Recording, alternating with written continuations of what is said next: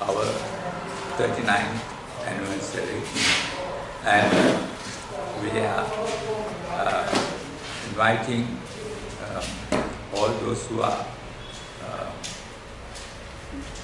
interested in the work we are doing, particularly the left-oriented workers, peasants and youth, to participate in our anniversary celebrations.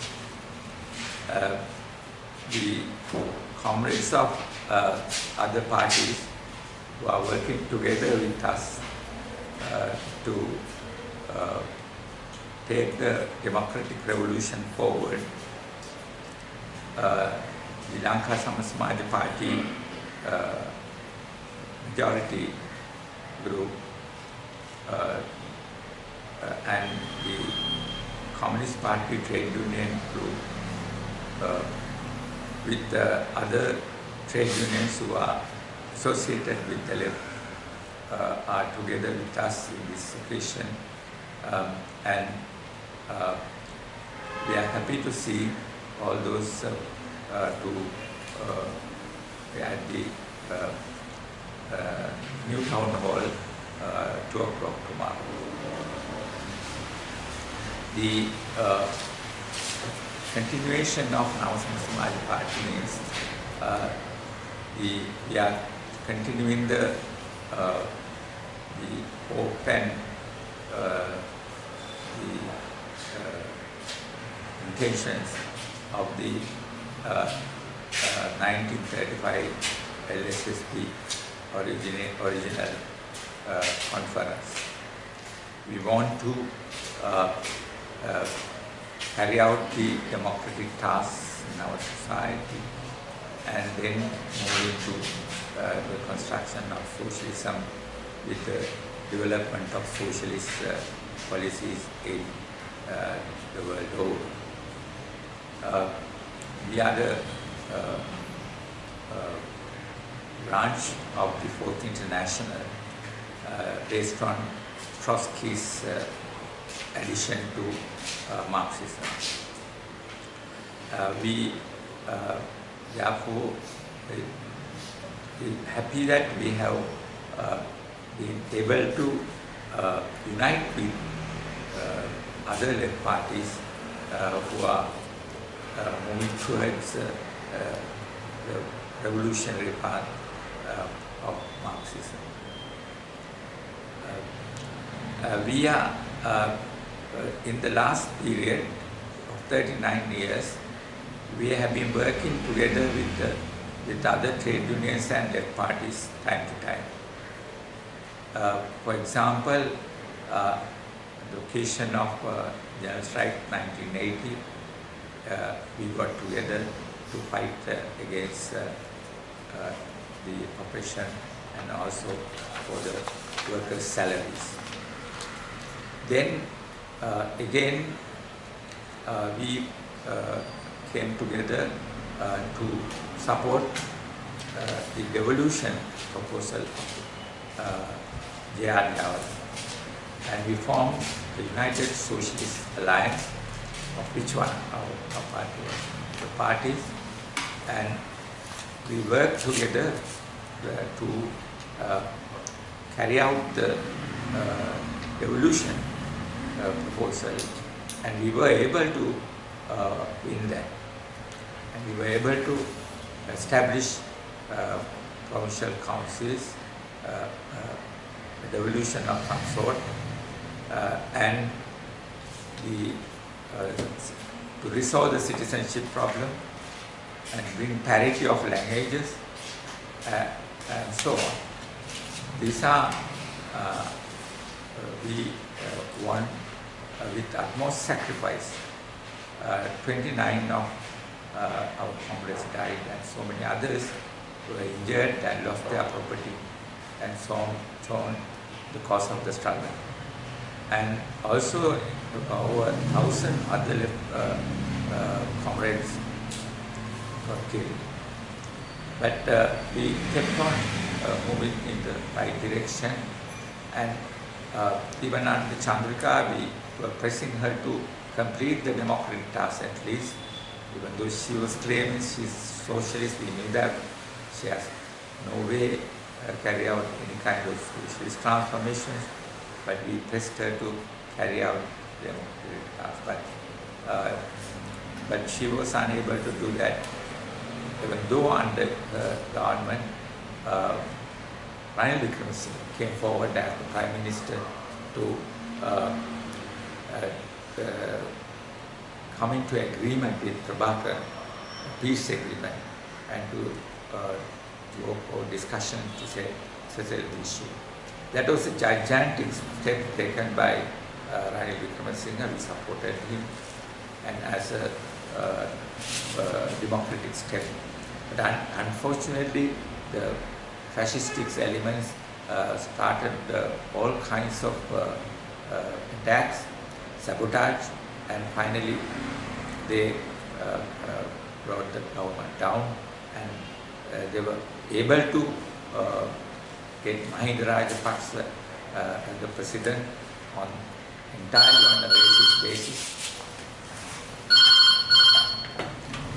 And we got a very sad period in our country where so many people died and so much of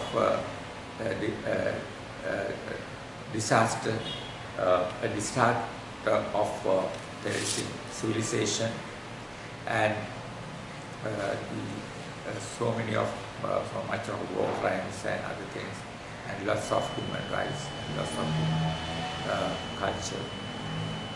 Then we were able to fight together with liberal and democratic forces to overthrow that regime of Mahinda, and then establish this Yahapal and good governance, or the democratic governance. And through that we have been fighting for completion of democratic task.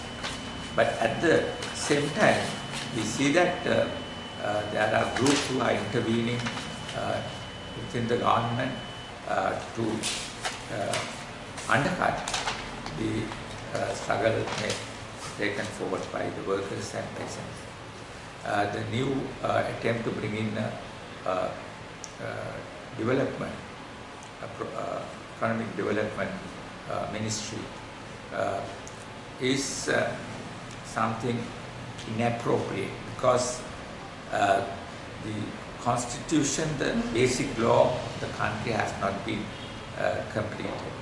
The promise is to have a new constitution. We have started the discussion to add more human rights and to expand the devolution for damaged people. But that has not been completed. The discussion is going on in the Constituent Assembly. At the same time, why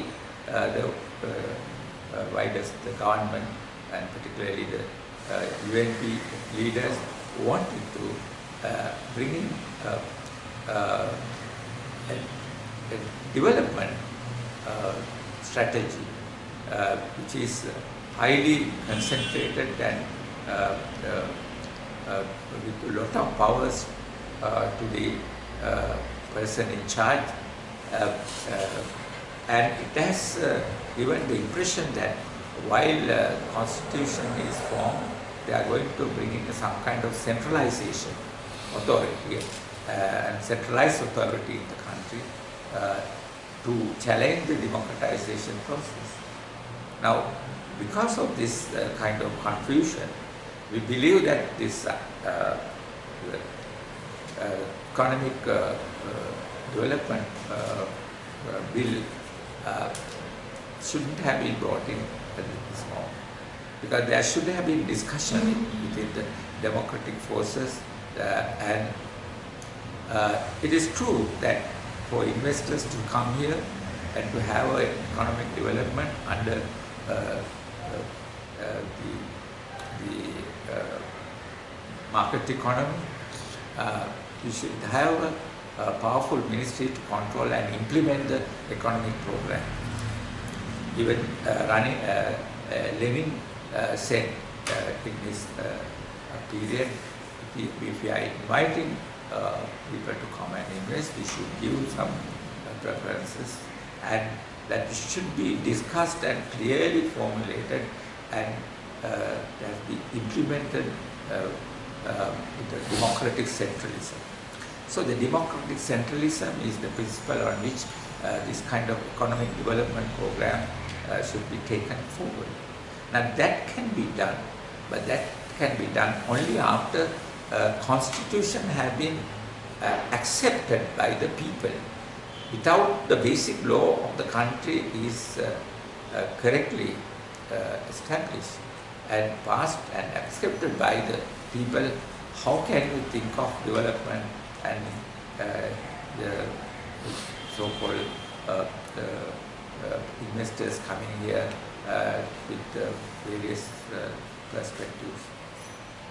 So it's not plausible. So therefore, the people,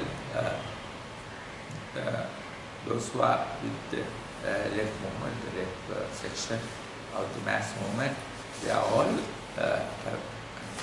to oppose this intrusion which was not properly discussed. And that is happening. So anyway, with all these disturbances going on, still we are strongly placed to go forward and complete the democratic revolution and to build at least a better constitution where Tamil national problem is resolved to some extent, and people could be come together and plan for a economic development.